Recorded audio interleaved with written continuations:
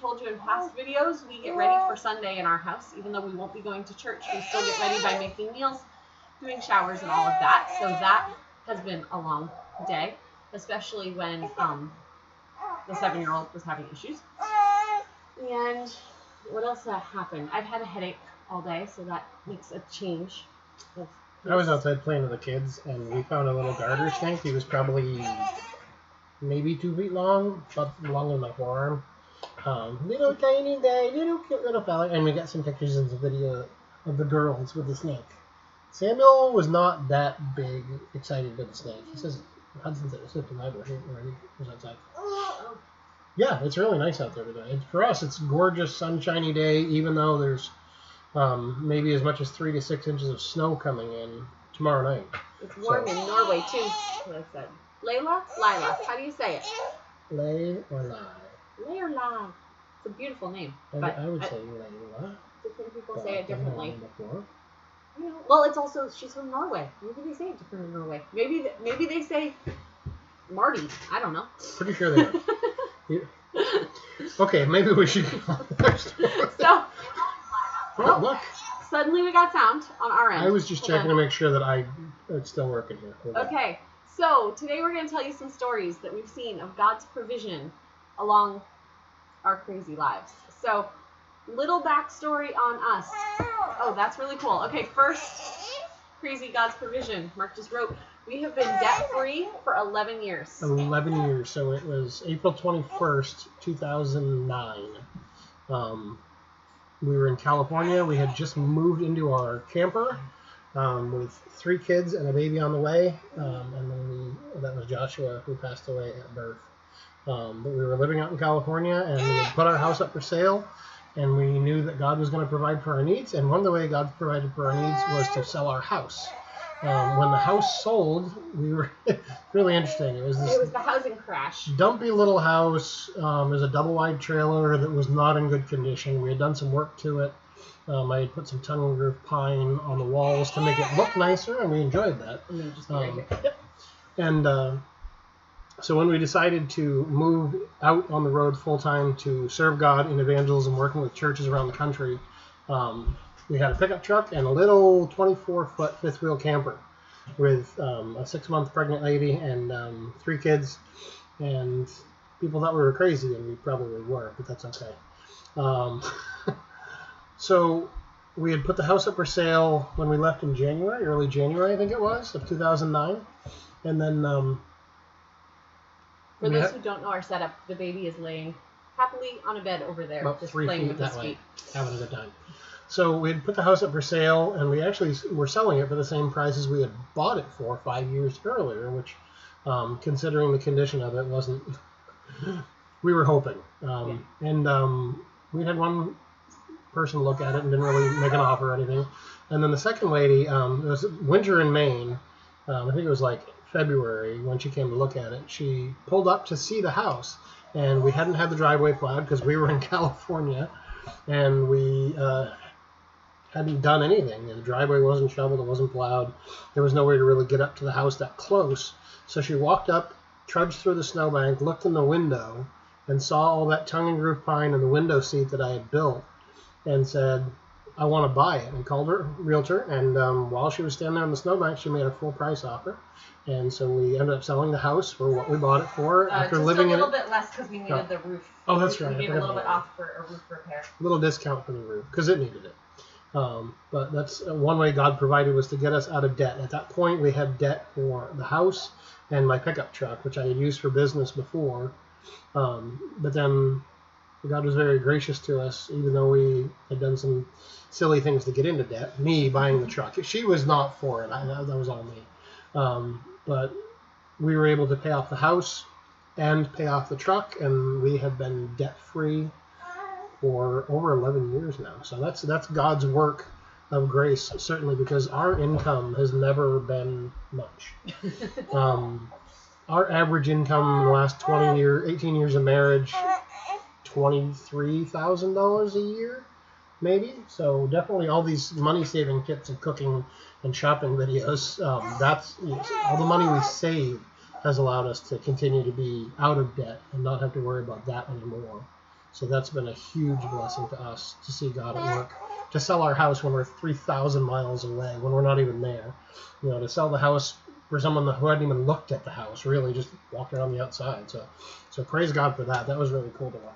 And we didn't do any special tricks other than just trusting in God and living below our means, like living below what Mark was making every time. We do know people, I haven't shared this with Mark yet because I just saw him since I got it from Nat, but a friend of ours on Facebook, actually, they are out of debt today, or yesterday, of their house. Awesome. And they followed Dave Ramsey's plan. Dave Ramsey has some good tips of how to make extra money and sell the things you're not using and things, and that's the program they use. But I don't know. For us, we didn't need to do all that, but that's really good because a lot of people are in a lot of debt. Credit cards and house payments and car payments, and even medical bills. It's very hard to get through it all and know which ones to pay off first. Dave Ramsey, I used to listen to him when I was out delivering all the time. Yep. So we used to listen to Dave Ramsey all the time, and I would listen to these people get on the phone and say, I'm debt free. And I think I might have called in one afternoon to let them know that because it was encouraging. Definitely a blessing to know that we don't owe anything, which means we don't need to own a whole lot either. We don't have to have a lot of income in order to live the way we live. Our monthly food budget is about $500, and that feeds a family of 9, and we're often showing hospitality to others, inviting people into our home to share meals with them as well. So interesting to see how God has provided for our needs, even this house. This house was Sarah's mom and dad's house, and her dad passed away almost 6 years ago. And so we had been in Kentucky for a while, and then when we moved back here, we moved in with Sarah's mom.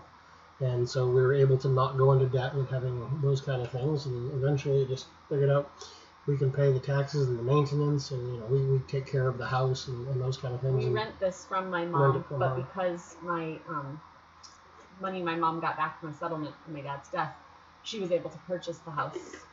So she doesn't have any debt for this house.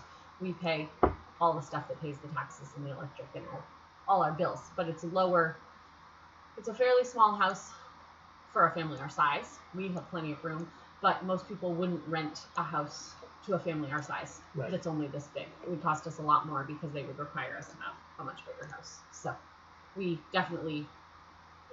lived in a camper. So a lot of these stories you're going to hear is when we were living in a camper. And so this house definitely has a ton more room than a camper. So I'm not complaining about the size at all. So that was our first. It's okay. Don't worry about you two. Okay, I'm not worried. We're going to keep acting like people are here. Mark knows what he's doing with the computer, so I'll just talk to a blank computer if necessary. I think it's doing copies. So the next one is we just got back recently from a trip to Florida, and because of some gracious people who might be watching today, and some are not, we were able to do a whole trip with only paying for 2 nights in the campground. We did a couple nights back and forth in a Walmart parking lot, but most of the time we were able to stay with friends or parking in church parking lots of our friends' churches. And so we were able to do the whole trip on a lot less than most people. And we were talking about it last night. I think when most people say, okay, we're going on vacation, they also mean they're eating out a lot of meals. And we tried to count it up. We paid for like 3 meals out. 2, maybe 3 meals, the 44 days we were gone. We did have wonderful friends who blessed us with some meals, either at their homes or out. So that was a real blessing, and we were able to bless some friends with meals while we were gone too. So, oh no, our computer says warning. It has problems.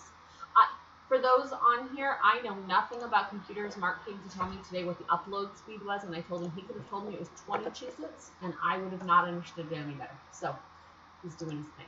But on the trip, we were able to make most of our food or buy really cheap things at the grocery store. Not necessarily cheap, meaning junk food, but cheap, meaning it didn't cost us much money. But like one meal we had very often was sandwiches, which we would use rotisserie chicken, or we would use deli meat, and we do cheese and pickles and spinach in wraps, and kids love those. We had those pretty much every day that we weren't being with other people, but we were blessed by having meals with some of my friends too. And we had some meals that were paid for by some friends, which was good. Like my mom's my friend too, but my mom was down in Florida.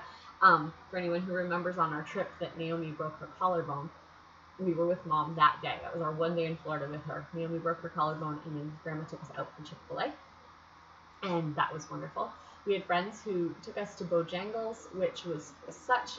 I'm going to add that to the story of God's provision, the Bojangles, because we were planning on not having supper with them because we wanted to make sure we got back to our camper at a certain point.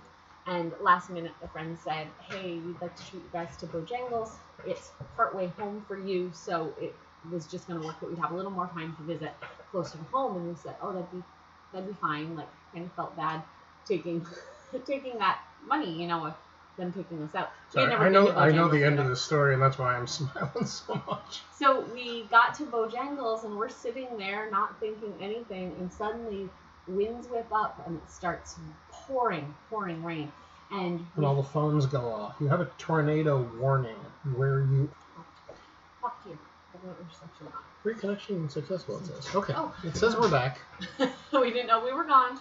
Okay, next time we're not going to... Here's a little... The techie guy. From now on, we're going to try to do live streams Saturday at 2 p.m. I'm not going to schedule them.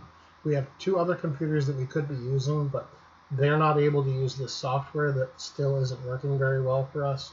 So I think next week, 2 p.m. Eastern Daylight Time, same station, but we won't be able to do a scheduled one until we figure some other things out. Because I don't want anybody being frustrated. I don't want her being frustrated. I don't want me being frustrated either. So we're going to keep working on this thing. And so next time, we'll probably just do this live, and there won't be the announcement. Hi, Hey, Christina.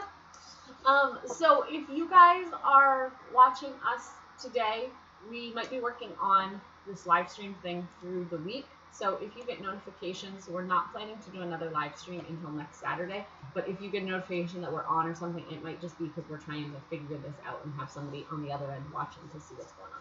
But we're going to try to do Saturdays at 2 every week. We'll let you know if that can't happen. Yeah. But we will plan Saturdays at 2. Well, for us. Yeah. So anyway. Sorry about all the technical stuff. Totally my fault. So that was a provision of God in getting us to this Bojangles, which was a safe place for us to be. And it was a safe place for this other family to be, and we were able to visit. So it worked out great. And what was the other? Oh, I'm glad you'll be able to watch. She said Lila earlier. So, Okay, so we were able to do that. And going on the trip, we were able to buy most of our meals. We also ate meals with people. I see Christina on right now, and we were able to have a couple meals with her and her church family down there.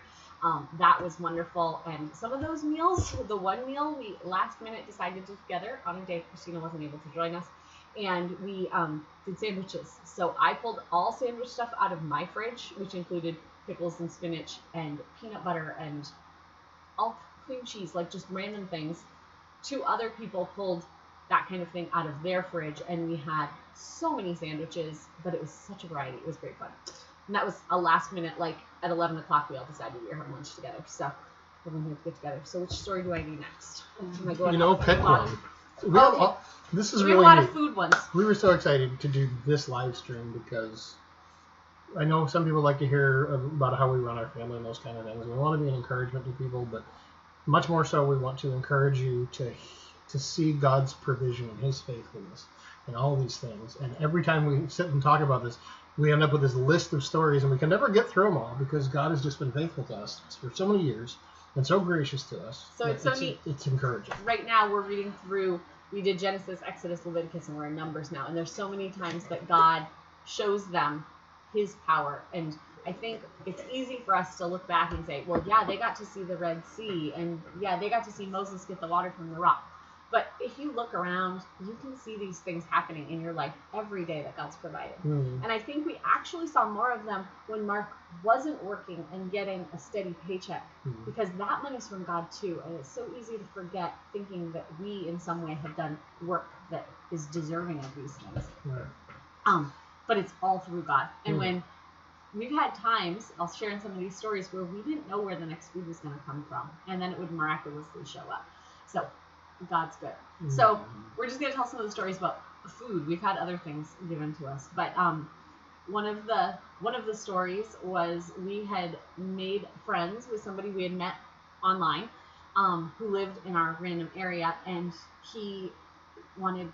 Like, we met them at Dunkin' Donuts one day, and then went to this little park, and we were talking and everything. And a few days later, we got there was a drive-by grocery. Yes, we heard a knock on the door, and we went out, and there was food left, and we know it was them because we saw them driving away in their vehicle. They tried to get away without being seen. They were trying to do it to the glory of God anonymously, so that they didn't get the credit for it. But that's a great thing. Yes, but the thing was, we did see them. But it was a huge blessing. It was a huge amount of food that they brought us. But even had been a small amount. Do you remember anything that was in that box? I don't remember. I mean, there was a lot of stuff there. I don't remember what my name is half the time. I specifically remembered they brought us a round of brie, and that's something we never buy. And so it was fun to have that. There's so many things that we don't do. A lot of times when we talk to people, we're like, "Oh, do you like this? Do you like?" I don't know. We buy what's cheap and what's available, and some things are given to us, and we just try to make good use of whatever's available to us. So we appreciate everything. It's all from God. We do. I do have to tell a funny story. We have a couple allergies in our family, and Mark is allergic to mussels. Naomi is allergic to lobster, and because of those things, there's certain things we choose not to eat as a family because we don't know who has allergies. Right. So I used to tell people that we were allergic to mussels and lobster, but I now tell people if they're asking us that we just don't do seafood because it sounds like I want a really fancy meal. I'm sorry, we can't have mussels and lobster, but the filet mignon is fine. We can't be allergic to something like hot dogs. We can't do hot dogs, but give us peanut butter and jelly. That's good. Right. It's just funny. We'll eat anything, though. Except for those two. We don't want them to throw up. So we had someone who found out when Mark first was put this time on disability, which was August 2017, so 2.5 years ago. 2.5 years ago, they found out that we did this, and they supplied food for a local food pantry through picking it up at one place and taking it to other places. They worked with their church. Yeah, they worked with their church, and so they got. And so for a while, months, I don't remember exactly how long, but for months, we would meet them at partway between their pickup point and where their church was, because it was like a 2-hour drive. They'd call us and say, okay, we're leaving. And so we'll meet you an hour away, at this midpoint. And they'd let us go through the truck and get things, like big number 10 cans of stuff. The kids had a lot of fun. One time we got a can, which on the side of the can, it said that it was corned beef hash. Corned beef hash. On the top of the can, there was a sticker that said that it was chocolate pudding. So the kids were really excited because I told them one morning that we were going to open it for breakfast and we'd eat it no matter what it was. But if we couldn't tell if it was corned beef hash or chocolate pudding, we were going to go with it. But it was corned beef hash, and the kids really enjoyed it. So in our little video on the side screen, it's Mark pointing to me with the baby back here. Yeah, because our YouTube is not keeping up. I'm really hoping yours is, but ours not at all. So that was a very cool story where that person provided a lot of food for many, many months, and we didn't have to go on food stamps or anything because we were able to supplement with that food that they gave us with the money that we did have coming in. Yeah. That was from Mark's work, so that was good. And that in God's provision, Mark, because of his new diagnosis of dystonia, and I don't know if any of you guys have seen any of our videos recently, but it can be very trying some days. But it's now a physical disability they're looking at. So one of the disability incomes that we were supposed to have taken away because he had been labeled as a, what was it? They had labeled it as it could have been psychological, and they couldn't find a physiological reason for the symptoms, so they just said, oh, it's probably psychological. That means they don't have to pay me. So, but God intervened, and the week that they were going to not pay us anymore was the week that we had this doctor's appointment that we've been waiting for. And the doctor immediately said that it's a physical thing. We're still waiting on an exact diagnosis because now with the hospitals closed, we have to go for another test. But it means that they've extended that disability, and they will make a new judgment on if it's going to stay the same or possibly even more, but it looks like they won't be taking it away. So it's entirely possible that while they were trying to take it away, and so that we wouldn't have that income anymore, that they sorry, I read that. I get distracted today. I'm gonna let her read the comments. What was I talking about? You're talking about the week that they did that. Yes, the week that they did that. The doctor writes this, and Sarah gets the phone call because I can't really talk on the phone because of what's wrong with my head. So the doctor had one of two options, both of which would need genetic testing to confirm them necessarily because there are genetic mutations. And my brother also has dystonia. He was diagnosed years ago, and there are some familial types that come through mutations. So it was nice to actually talk to a doctor that knew what he was talking about and knew what dystonia was. So when I said the word, he didn't look at me funny. And then we just went through the interview process, and he had me do a bunch of tests and these kind of things, and showing the tests right there in the office. Clap in Mark's face. That run up and well. Don't clap. No balloons, no clapping, no loud noises, and no surprises. So in a family with all these children, it gets a lot. It's interesting. But we don't do balloons, but other than that. So tentative paroxysmal kinesiogenic dystonia. And you can see videos on our Hurting Little Cows page. We've put a couple up recently so people can see what we're dealing with. What we're waiting for the next step is they want to do a spinal tap, lumbar puncture. To see, they think it could be a problem with glucose being able to transfer into his brain. Mm-hmm. So it would be that his blood sugar is fine, but that the glucose can't get to his brain, therefore not allowing his brain to work because it doesn't have the sugars it needs. Right. If it's not that, that's the easier one to diagnose. If it's not that, then it would be for genetic testing, and it would be drugs, like a medication, to help with it, which can help some people. We've tried a lot of meds, and none of them help. If it's the glucose issue, it would be a ketogenic diet, mm-hmm. but the doctor does not feel, because of some other issues Mark's dealing with, that the ketogenic diet is a safe choice unless he actually has this diagnosis. Right. So it's not something we can try out and see if it works. It would have to be very tightly controlled, very doctor regulated. I'd have to be regulating every single bite that goes in my mouth. So right now, if it would help that. Yes, but right now with everything closed down, we can't do the test and we can't do the doctor part of watching the diet for us. So. But they are paying my disability claim until such time as we get those tests back. So praise God for that. It's not even that's not the majority of the money that comes in. Of the money that comes in, it's actually fairly minimal. With the amount that we get, the amount of money that we make every month, it's a good percentage because we don't make a whole lot. Right. So anyway, every little bit helps. So that was great. We are there were a couple more food stories here. Oh, okay. So one of our funny food stories is when we lived in Key West. We were working with a small church in Key West, and when we got there, it was two small ladies that would come for the breaking of bread time, which is communion time, what most people know. It was a Plymouth Brethren church, so they do things a little different. But it was two ladies there, and then a third lady that would come for the teaching time. Mm-hmm. And so it was just this small church, these three ladies. They were all really, really kind ladies, and so we tripled the size of the crowd when we were there. By showing up. It was great. But there was a little old lady that lived across the street, did not go to church with us. Her name was Maria. She was Cuban. She would have said she was Catholic, but she didn't attend church and things like that. Yeah. But she was so sweet. And she would come about the time we would start breaking the bread every Sunday morning and knock on the church door. And I'd go open the door and try to explain to her that we were in the middle of church. But in and hand me this bag of food of stuff she had chickens that would come and live under her porch and scare for cats. And so, hey, we just reconnected again. Who knew?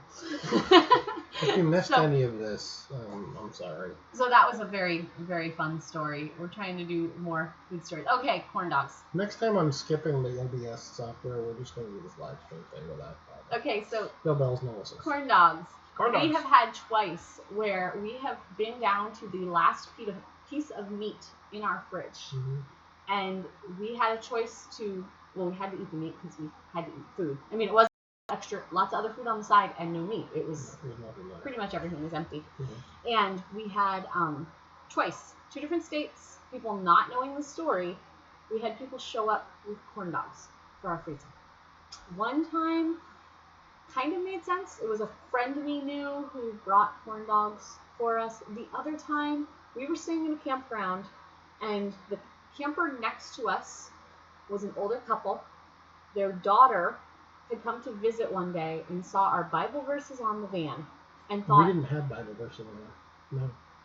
We she hadn't saw had us, those yet. she must have She seen a just sign saw or us. something. She Maybe saw a sign. something that made her think those are Christians there. Yeah, And so because the we get the next Bible day, verses when we move back to the Bible. yeah. So the next day she showed up with food and just came to our camper and said, "You guys must be Christians, and here's some food." And it was random. It was corn dogs. It was corn dogs. And there was sausage gravy. I don't remember what else was there. But it was so much food that, like, we had one of the little fridges on the top, like in our camper, you know, the fridge with the freezer on top. It's only about this big. But it filled the freezer so much that someone had to lean on it while the other person latched it because it was so full of food. So that was, both of the times was an amazing blessing. But the one seemed to make a little more sense in our heads than the other of the lady stopping. So then, ladies at campgrounds, we'll go to that story.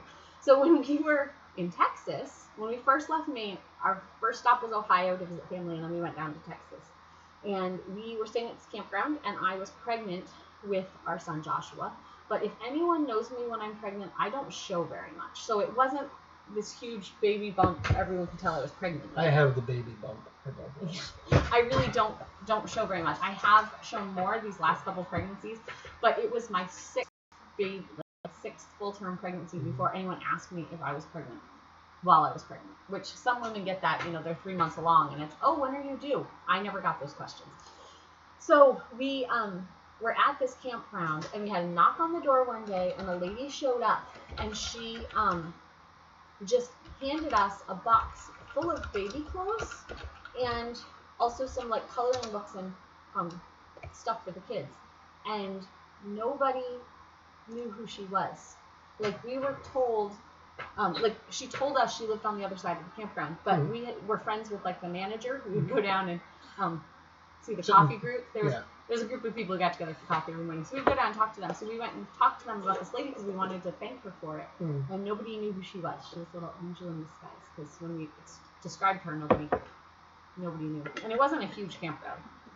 Some campgrounds down there can be really, really big. There was probably 80 to 100 spots, but it wasn't that much. No, there weren't that many people there at the time we were there. So it was just that was a January great blessing. Pretty quiet. We got some baby clothes, and those were baby clothes we ended up not using because of Joshua, but it was great that somebody, God was there thinking about us in that time.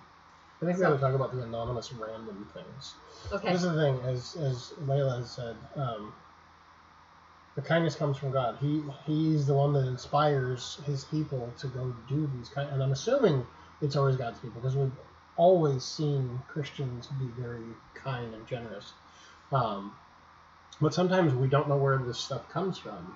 Sometimes you just have a random thing that happens, an anonymous thing like the drive-by grocery, that we didn't know who it was or where it came from. So just randomly, recently, we came home from church and we had a gift basket of about this size, and it had a Dunkin' Donuts gift card, which we very rarely go to restaurants and stuff, so that was just a great blessing. The kids enjoyed. We went the other day to get the donuts the other day. The kids really enjoyed that, but it was also filled with some school supplies, crafting things, markers, coloring, stuff for kind of all of the kids, which we had a lot of kids. So it went from all ages to preschool up to like some adult coloring book type things, and so that was a great blessing that we don't know where that came from. Another one is we've been gifted, this time since Mark was out, but we've had it happen in the past, where we've been given random gift cards or cash at church, where somebody just wants to support our family, support us being able to go out and do ministry when it's warmer here and we can do that, or be able to do ministry while we're out on our trips. And sometimes we know who that's from and sometimes we don't, but it's nobody who's wanting credit. Right. So thank you if any of you are watching this video. Maybe you all are responsible for this. We have no idea. We don't know, but God's responsible, and we're very thankful for yeah, it. It's neat to see that God provides for those needs sometimes before we even know them. Like those people who gave us the corn dogs were probably getting it together about the time that I took that meat out of my freezer. So God knows before I even know what's going on. Okay, so then one really random one was a few years ago. So six or seven years ago. We needed a van repair, And it was almost time for taxes. So we were like, the van needs to just maintain until tax time so we can fix this. Yeah. And we got a check in the mail for almost to the dollar that we needed. But we didn't know what we needed yet because we hadn't taken the van in to get fixed because we didn't have the money for it. We knew it needed to be fixed. And multiple thousands of dollars, but it was like 23 cents or something. Yeah. It was exactly what God knew we needed that nobody else could possibly know. Because we didn't know what we Right. It wasn't like we were like, hey, we need $500 for this. We had no idea what was even wrong with the van other than it was broken. And it came a few weeks before the taxes came back. Mm-hmm. So we were able to get the van fixed. Mm-hmm. And this person had gone out of their way to go to a bank, and they didn't even sign the check. They had the cashier's check. Yeah, cashier's check, however they do that. And all it said in the envelope, it had a piece of paper on it. Yeah. Do you remember what it said? It was like, to God be the glory. Yeah, to God. It was something like that. It was like very, very random. This was 7 years ago, and we're still thinking about it. We're still talking about it. We even went so far as sometimes there's these scams that go along. Someone sends you a check for some reason that you don't know why. And then they're like, hey, you need to deposit it into this account. Right, deposit in the account, and then you send me something back or whatever it is. I called the bank, and I was like, is there any way, is this valid? They're like, oh, yeah, that was valid. I processed that transaction. I'm like, I don't want to ask who it is because I don't want to rob them of the blessing of, they wanted to do it a certain way. And we just wanted to make sure we weren't. I just want to make sure, am I going to get in trouble for putting this It was so check random. in my account? So random. It was awesome. Yeah. But great. God knows our needs before we know them. Mm-hmm. And he provides for our needs. He doesn't have to give us our wants, but so oftentimes that's what we see. We see not just providing food that we need, but things like clothes.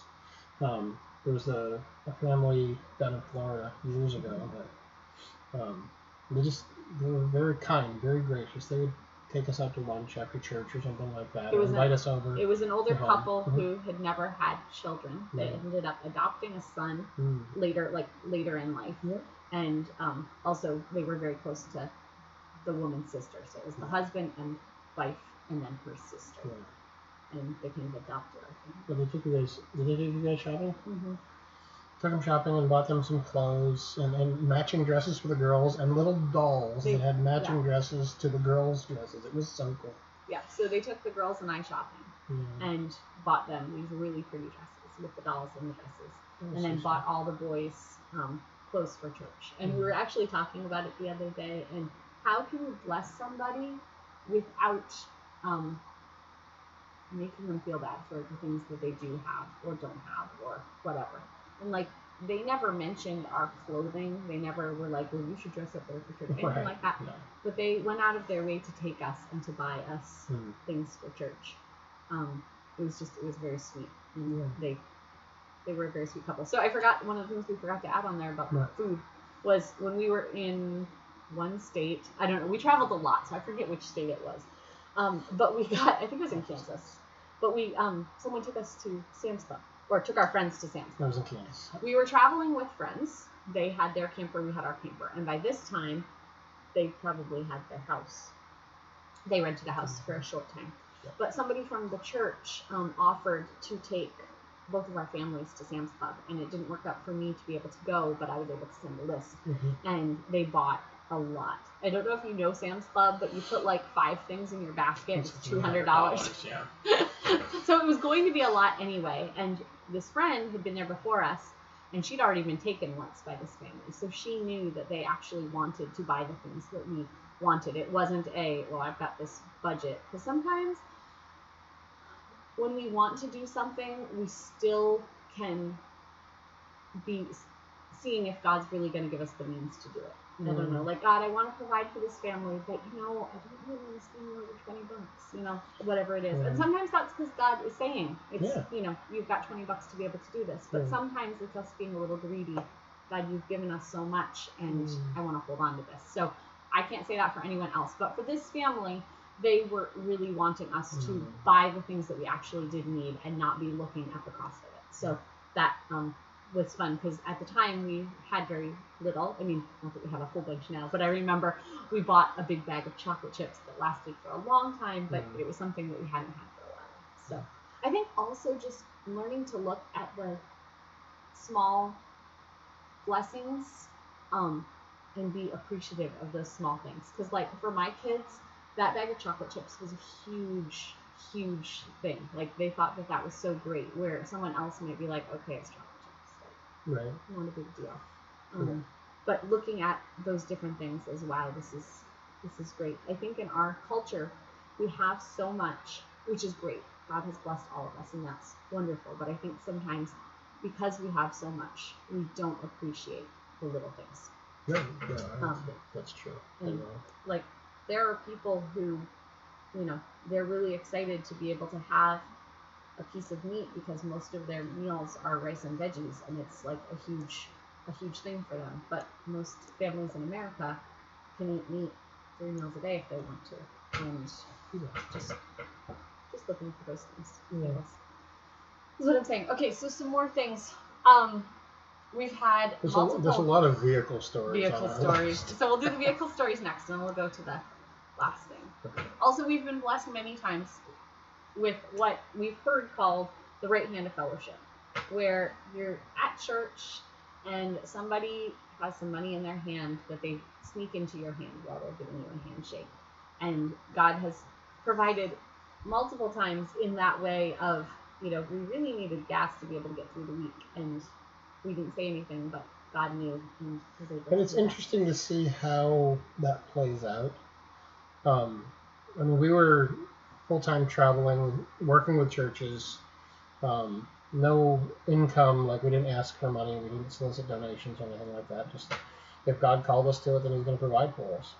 And so we've been at church when somebody slipped me a $1 bill. Then I've been at church when somebody slipped me a 20. And then there was one time when we were doing ministry with another family at the time, and they needed a vehicle. Their vehicle was broken down, and they needed a new vehicle. That's a whole different story. But. And that's a whole different story. It's related to the cactus jelly story. Yeah, but we'll get back to it. But yeah, we had gone to church one Sunday morning, and it was more than $1 or 10 or 20 or even 100. It was multiple bills in an envelope, thick envelope. It was a thick envelope full of 50s. It was thousands upon thousands. It was enough that my friend brought it to me and said, "We're in ministry together, so we're going to split this halfway." And I'm like, "No, that's your money. God gave you money to go buy a new car. Now go buy the car." And so God had provided to go buy the vehicle that they needed to haul their camper. Because they had a lot of kids and were hauling the camper. Yeah. So you need enough seats and enough horsepower or whatever you need in a vehicle to be able to haul stuff. See, God has all the resources in the world. He's not limited by our bank accounts either. I mean, if He just wants to miracle us money, He can do that. But so oftentimes He works through His people, and they are praying and that they're involved with things going on, whether it's outreach or church or whatever. People are involved in things, and they want to be able to see how they can take part in it. And maybe they can't be out on the street with us, or maybe they can't travel with us, or maybe they can't do some of the things that they can do, but they have some money that they want to donate. And it's neat now that we're also able to bless other people. We don't have a lot, but we give, and we want to show hospitality. We want to do things to bless people, because God doesn't just isn't just blessing one set of people. Right. Well, God sometimes blesses us with something so that we can bless somebody else. Because we've been sometimes given things for free, or we've done for a really good price that we're able to then pass on to somebody else because it's not something we can use. So, like we've had times where we've been provided food, and like I said, our family doesn't really eat seafood, so I've been able to pass that on to somebody who that's a great blessing, and they see it as a huge deal because they don't normally are able to purchase that with their finances. So there's all kinds of stuff. I mean, I guess I could sit and talk literally for hours on end. People have told me before we need to write a book about this. I'm not really ready to write a book right now. Mark's the writer in our family. I'm the talker in the family. So that's why you see me on most of the videos.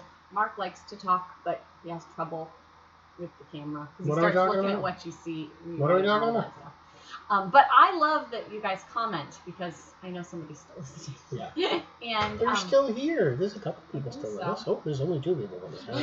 So we don't want to tell anybody that. So it's good. Like, I enjoy having the feedback. But for Mark's brain, he doesn't work well, so he's not usually on videos except for these live streams. But he writes, so most of the writing you see on Hurting Little Cows and stuff is him, because he does that better and he has the time to do that. So, 2 more stories. We probably have more, but these are the last 2 we're going to share. So, hold on. Which one do you want to hear first? Cactus jelly, or the nearly falling off the side of a mountain and breaking ourselves? I've had a plan for both of those. Because they're very much related. It's okay. They were in different states. One happened in one was Western Virginia. Texas, and one was West Virginia. We loved West Virginia. The culture in West Virginia is great. It's phenomenal. It was interesting.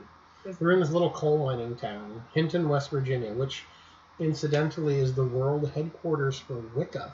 We didn't know that until we were on the street corner one day, and our GPS was telling us that we were right near the Wicca headquarters. There's like 900 people in town. I don't know.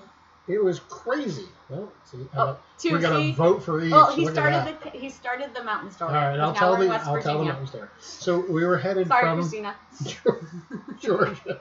You lost. We were headed from Georgia, near Atlanta. We were working with a church plant there, a home church there, and had been doing some knocking on doors and some evangelism and having Bible studies in their home and that kind of thing. Well, that was a great blessing too.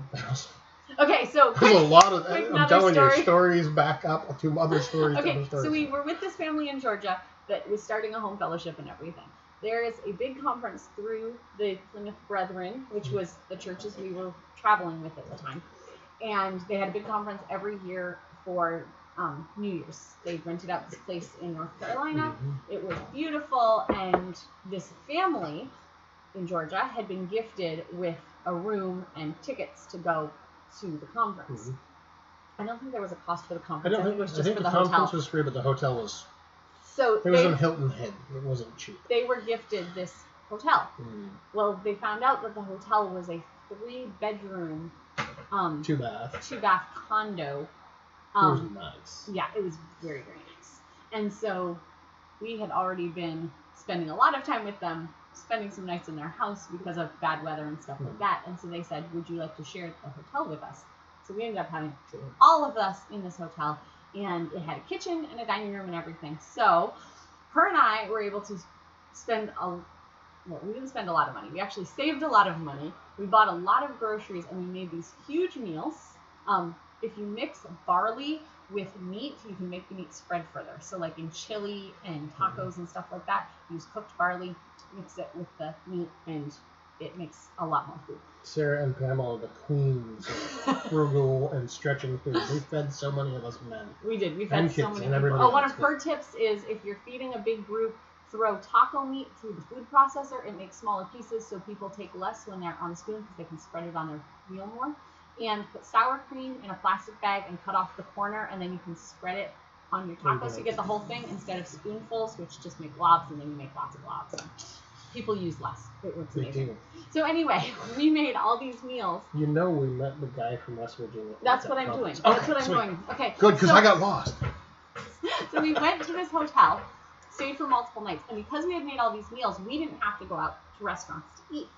And we wanted to take the time to fellowship with other people, so we kept inviting more people back to our condo. We had so many people in the condo. It was crazy. They probably had no idea what we were doing. But we were able to invite multiple people back, and I can think of one family that ended up going into ministry that we were able to visit with at that conference. And then this other family that we met that was pastoring a church in West Virginia. In Hinton, West Virginia. And so that's where we met him, because God had blessed us with being able to use the hotel. So the family in Georgia, the church planters in Georgia, had taken us along with them to this conference, and we met these folks from West Virginia who really needed some encouragement. It was a church, fairly small, a little Plymouth Brethren assembly that had been there for quite a few years, but had gotten smaller and just aging population, and he really wanted to reach the kids. And so he invited us to come up, and we did knock on doors, we did kids clubs, we did evening gospel meetings, we did all kinds of stuff for a couple of weeks. So their church had once we got into town. Yeah, the church had a little prophet's quarters So they had a little apartment on hooked to the church. Yep. So we were able to stay in that little place because at the time we couldn't take our camper there. We didn't take our camper there that time. So the first time we went to Hinton, there's a couple ways. The first time we took the camper and we figured out why we weren't taking the camper the next time. Because the roads in West Virginia, I don't know if you know where US 22 runs through, but the people that drive the high-performance suspension vehicles take US 22 to go test drive their cars. There are all kinds of motor clubs that take that route. Crazy. So that they can see how fast they can corner and those kind of things. Nobody should drive on this road. It's all craziness.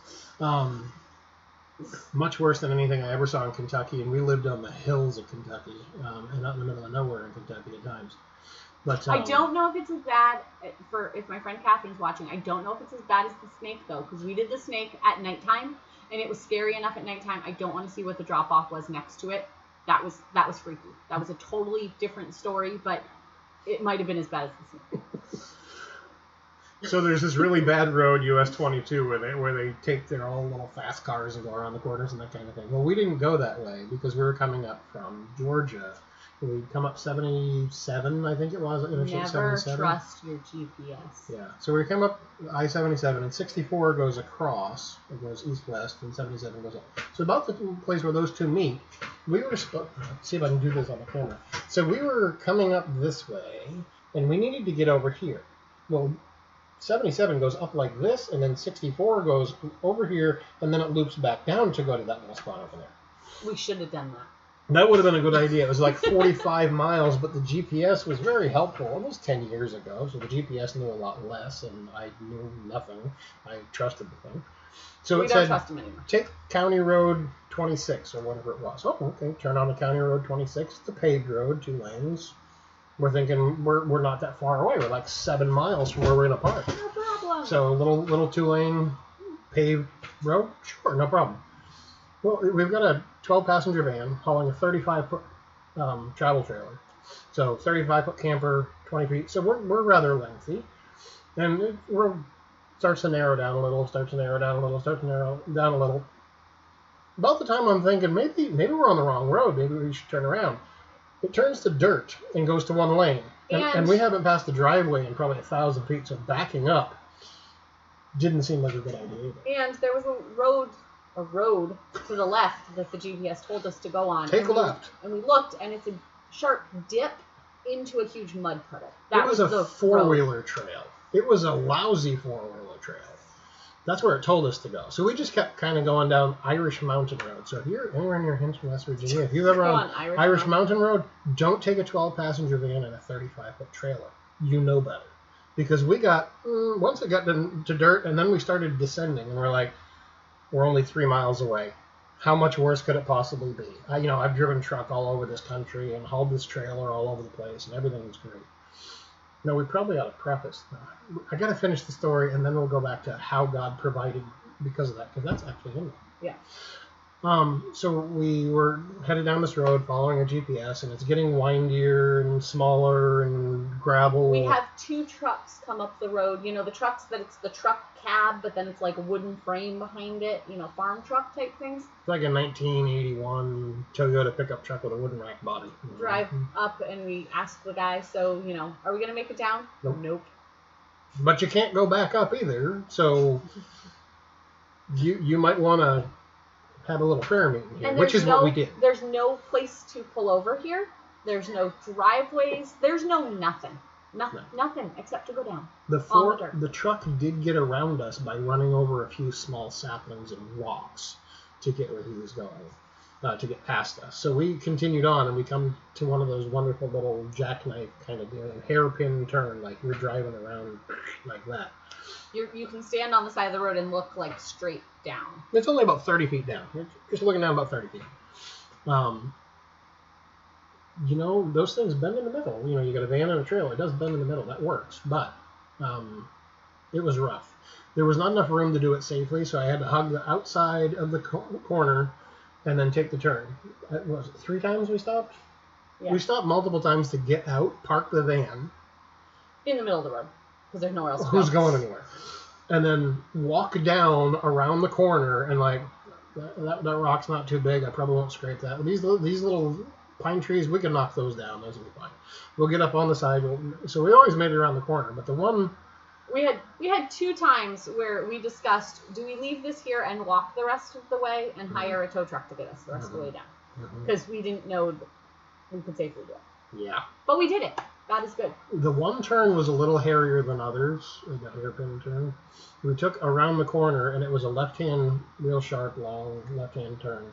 And as I looked in my rear view, in my left side mirror, to see where the trailer was on the road, the driver's side tires were in the air. Like, I had clipped it by about a foot, maybe. So there was still plenty of, the van was still on the road, and the right side of the trailer was on the road, but the left side wheels were actually in the air hanging. As we Since then, we have practiced better driving practices. Yes, with don't camper. Trust your GPS. Don't do it. And we had times where we got out. Mm-hmm. Mommy and kids got out of it. Yep. Get out. If I die doing this, so be it. But we never did. So we got down to the end of this whole thing, and there's beautiful sandstone falls down there in Hampton. And we got to the campground, which had been flooded 3 weeks prior. You could still see there was a lot of water hanging around. But there were no neighbors. But there were no neighbors. Nobody else was dumb enough to be there with us because we were, anyway. So I got off and I took off the load leveling hitch and I started to jack up the trailer to take it off the van so we could drive into town to this church. And as I cranked it off, it's a 2 1/8 inch ball. It's a big, heavy ball because it's a 10,000-pound trailer. And that 2-inch ball with a 1-inch sheath and the big old lug nut fell off. Like it had shaken. It had so been much. contorted so much that it fell off. So it waited until we got to the campground. So here's the reason why that's God's providence beyond my stupidity and me trusting the GPS is also we had been in Florida not that far previous to that, and some money had come in. Whenever we got large chunks of money while we were traveling, we knew something was going to blow up. Because God provided it right before we needed it. Yeah. We always get money when it's really bad. So anyhow, we had a large chunk of money, something like $2,000 that was given to us from multiple people in different places. The right hand of fellowship that tuck the money in the pocket, to hide the money in the gas cap. That's really cool. When you go to open your gas cap to get gas, there's a $50 bill taped to the inside of it. That's pretty cool. Those kind of things. So we had this large chunk of money, and we were like, well, when we were getting into Georgia, we've never had problems with our van before, but it's a V10 6.8-liter Ford van. And one of the spark plugs, the coil pack had gone or something like that. So we were getting some hesitation and some sputtering and not enough power. So we went to have it checked out.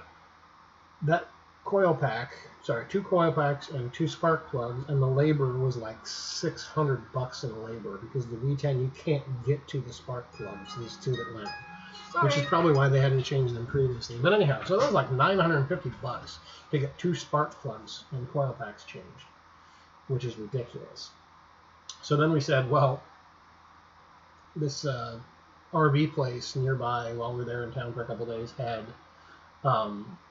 free RV inspections. And as they took the tires off our RV to check for the brakes and stuff like that, the brake shoes disintegrated, fell off. And so that was about $1,000. So $1,000 there, $950 there. And we had just enough gas money to get to Hinton, West Virginia, which is where we went on that wonderful road, which is probably why I was cutting the corner.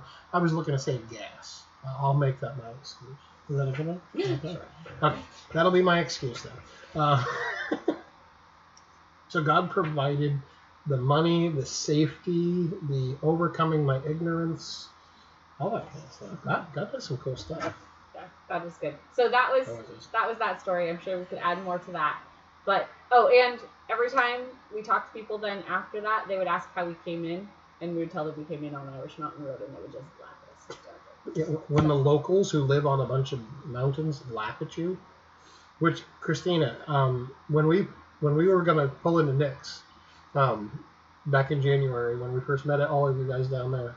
We were going to pull into Nick's house, and Glenn was very worried that our van wouldn't make it up his road. And I've been Tennessee before, and I know what they're talking about with some of these roads because Catherine, Mark was freaked out. I was freaking out. I'm sitting here in Maine trying to look at the road, and you can't see elevation and how bad it is. And Glenn's like, I don't know if you're gonna make it up there. And Nick's like, oh yeah, no problem at all. But then we were told that Nick does things that are not humanly possible, so we were a little nervous. He does. I got video to prove it actually.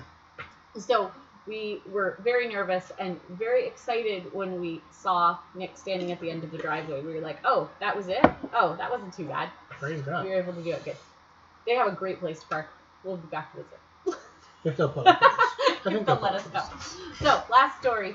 Cactus, jelly, and gas. Do we have to tell the whole story? This could be like 20 minutes. It could. We're gonna abbreviate. Okay? Story. Mark doesn't know how to abbreviate. You better. So anyway, we were traveling. We left Maine in January, went to Ohio, and we were parked in a field at like negative 34 degrees. With the wind chill. With the wind chill. This is January 2009. Yes. We then went to Texas. Thought it was great because we got there and it was like 80 degrees. 2 days later, they had an ice storm. Ice storm. It was crazy. We couldn't escape the weather. Anyway, we enjoyed Texas for about a month. And then we went to drive on to California, where we were going to be staying with some friends. And our friends, we were going to be staying with some people from the church who became friends. And then our friends that we were traveling with were going to stay at someone else's house. So we are driving across Texas. I don't know if you've ever been to Texas, but it goes on forever and ever. We drove for 3 days and we were still in Texas. We left Fort Worth. And by the time we got to El Paso, it was 3 days later. And we were not going... Yeah, we don't stop for lots of bathroom breaks. We weren't stopping to do stuff. It's just, it was long. So we're driving like near the border of Texas before we got into New Mexico. Right. New Mexico was nice. Not very good at geography right now. So we, nice. Thanks, Christina. Hopefully it's not worse than that one. So we, we're going across Texas, and we start realizing that we haven't seen many cars recently. We haven't seen any gas stations, and both gas tanks are getting low. So Mark, at this point, was able to drive, and the husband of that family was able to drive. And they're on the phone, which was legal at that point, talking to each other, trying to figure out how we were going to get to the next place. It was getting severe. Like, they had multiple kids also. And there was talk of the husbands leaving us all on the side of the road and taking one vehicle to drive to get gas and get gas tanks filled for the other vehicle because we did not know if we were going to make it. According to the GPS, we had to go to this one place, turn right, and drive like 40 miles out of the way to get gas. Was the closest gas station. So we would have been 86 miles just to get gas, and then we still had to go back where we were. We were getting very low, and it was getting very nerve-wracking. Like, it was kind of becoming a dangerous situation, but it's January, so it's not super hot. Like, being in the desert wouldn't have been as bad as in the summer or anything like that. But we were driving along, we're like, okay, we think we're going to make it to that town, we're going to take this right. Right before that right came up, there was this little hillbilly gas station on the left with a sign that said cactus jelly and gas. The cactus jelly sign was like huge, 16 feet by 8 feet. So this is huge cactus jelly, which I have no idea what cactus jelly is. If anybody knows, you can let me know. So we pulled in. We were like, okay, good, God, thank you. We appreciate this. So we pulled into the gas station. He filled up his tank first, and then we did. They spilled gas on the ground. Well, we went in and we assumed that the nozzle would shut itself off. It was too old for that. We went in to talk to the guy who was working inside, and he's sitting there smoking a cigarette with a nasal cannula of oxygen. Smoking a cigarette. Inside the building. Inside the building. This little tiny shack. And the guy tells us, I don't even work here. Like, this is my friend's place. His friend who owned the place had to go into town for a doctor's appointment. Was going to be gone for like 2 or 3 hours. So he needed to make sure that the gas station stayed open. And so he's sitting there smoking a cigarette. And we realized that he looks out the binoculars because it's that old of a pump. But he's looking out the binoculars to spin. see what the dial said when we shut off the pump. And he's like, your pump's still running. And there's gas pouring out of my van all over the ground. So, yeah, we had a truck at that point. So, hi, Mindy. So, they go inside. They come running back out to turn the gas off. So, they fill up, we fill up, pay for the gas. Yep. And we're like, okay, guys, this has been way too crazy. We need to stop and let all the kids eat and just get out for a little bit. So, and we saw a roadrunner for the first time while we were sitting there. They're I've beautiful. never seen one. They look nothing like the thing on TV, that whole wily coyote. And we saw no coyotes. No, nobody was chasing it. They were just running. So we stop and we pull they have a van camper, we have a truck camper. We pull them up next to each other and decide we're each going to sit in our own vehicle, our own campers and eat. And while we're sitting there, we look out our back. We had a big back window, so we look out the back window, and another car pulls, like another SUV with a camper, pulls up at the gas station. The gas station. We had not seen barely anyone. The license plate on this SUV is a Maine plate. We're in West Texas, in the middle of nowhere. We're all from Maine. We've all traveled from Maine to Fort Worth, Texas. We're all going to San Diego. Our two families together. And these people, I don't know where they came from. So, just, in and of itself, that right there is crazy. God provided for the gas, all of this. So they get out. Mark and Justin decide to get out to talk to these people. And as they get out, the guy says, oh, you're Mark, right? Mark, right? Yes. So, we found out that this guy was a social worker from our local office here in Maine. We live in a small part of Maine. Our town is 1,900 people. The town next door is about 9,000. Yeah, that's a big town. That's the big town around here. Walmart is in this area because there's not another one for an hour. So it's... Mark is starting to have issues, if you guys can see. I know, I was just trying to tell them that this is our normal. I don't know if it's better to touch him or not touch him. I'm not going to touch him right now. So we're there. They get out. They start talking again. He was a social worker here. Right before we left for this trip, we had been foster parents for a little over 2 years. And he had been the caseworker for one of our groups of kids. We had taken these kids to church with us, which was against the rules, because these kids, their parents didn't want them at church. But last minute, grandparents weren't able to watch them, and so we took them to church because we had told them that's what our family did. At church that Sunday, we watched a movie. We never watch movies at church. The guy who brought the movie is somebody who I am surprised brought a movie to church, because that's not that type of person. But we watched a movie called The Star of Bethlehem, which is one of the theories of what that star was, the guy who went out and did a scientific study. So that was the video we watched at church that Sunday. So it wasn't our normal church. It was weird, but we got pulled into, our family, but because I had the kids, Mark got pulled into a meeting at the social worker's office. This was the social worker that had called us in because he had been told he had to. And Mark was able to share the gospel with him and got him a copy of the movie that we had seen. So we were able to share with the caseworker. He remembered Mark from that conversation. Are you okay that I'm telling everybody what you're saying? Okay. So I'm going to interpret for you. So he remembered him from that meeting. So that was just amazing in and of itself. Then we looked at the camper, and their camper, the license plate that you have to get for your vehicle, for your trailer, was one number off from our friend's trailer. So he was the next person to get a trailer license after our friend. Yeah, they may well have been in the office together. This man and his girlfriend were from our area, and we started talking about different things. His girlfriend worked at the restaurant. There was like a small diner deli thing, right? The bistro. It was a bistro that was right next to our friend, the friend we were traveling with, directly next to his house. So she knew where his house was. And when his house went up for sale, because they were going out on the road, they had gone and looked at the house to possibly buy. So all of those connections, but she lost her job at the bistro, and he was getting overwhelmed with work at DHS, and they decided that they were going to leave. They were going to go start a new life. So they had left Maine about the time we had, went to Fort Worth, Texas, and spent about as much time as we had. And they were driving to San Diego, California, which is where we were headed, at the same time we were, and went to that gas station. And the 3 vehicles from Maine bought out the gas at the gas station. So had we, the guy packed up and went home. Yeah, he went home while we were still all sitting there. So, yeah, God provided. We had no idea.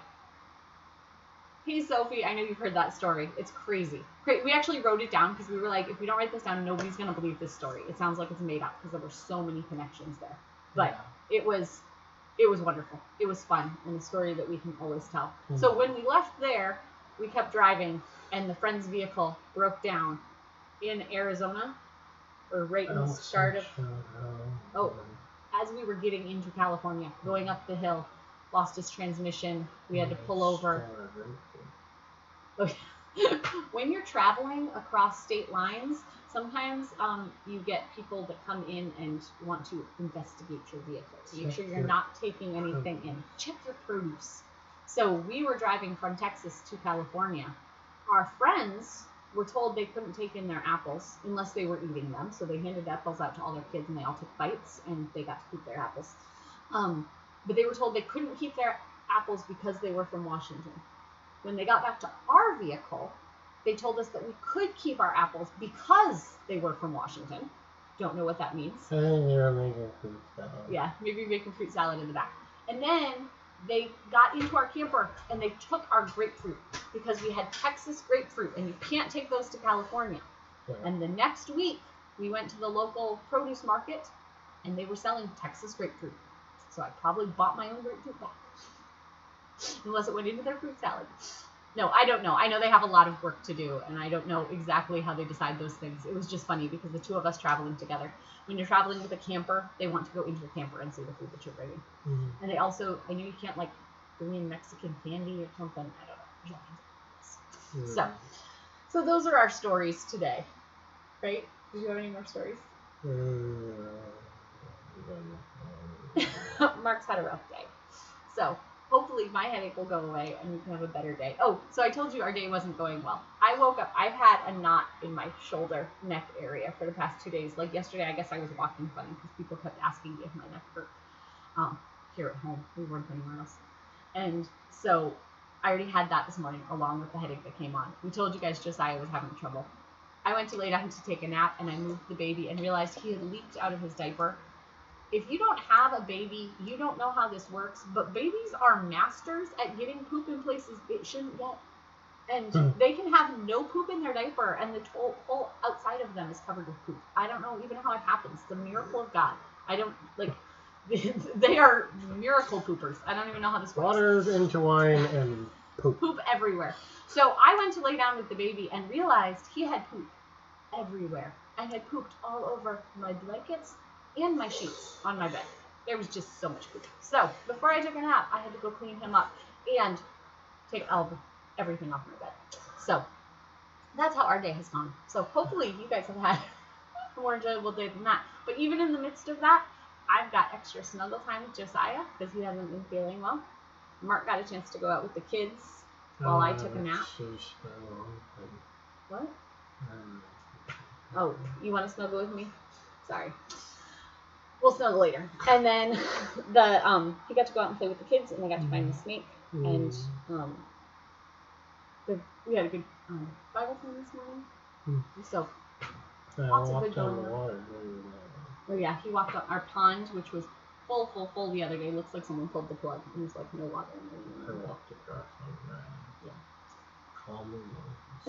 And basically something else. You okay? Yeah. So now Mark's having a hard time. So we're going to go finish our Saturday preps for tomorrow. I gotta make some mac and cheese that we just need to throw in the oven tomorrow. We got a bunch of yogurt. We were gifted with some yogurt recently, so the girls have made some granola, and we've had granola and yogurt as one of our meals for the last couple days. So now I gotta think of another meal to make for tomorrow that'll be easy. Got a lot of bread, so I'll do something. French toast. French toast and what? Oh, French toast is messy. We don't like to do messiness, but we will figure that out. Keep watching this week. We're hoping to make a video on what we call cabbage stuff. I don't know what it's really called. It's probably a name for it. It's like a stir-fried cabbage kielbasa meal that we make. That I'm hoping to make a video on, and I'm hoping to make a video on homemade pizzas. I think I have one, but we're gonna do a Facebook one and stuff. So that's where we are today. Thank you guys all for joining us. It was really fun to see you guys as we could, and leave us some comments of what you'd like to hear of another time. Uh-oh, someone's peeking their head in. Oh, we're all done. You want to come show Malachi before we leave? Bye. Thank you, Lila, for joining us. There's the baby. Say bye-bye. Bye-bye. Now I got to figure out how to turn this off. End stream? Say bye-bye. Say bye. bye. Bye. Good to see you guys.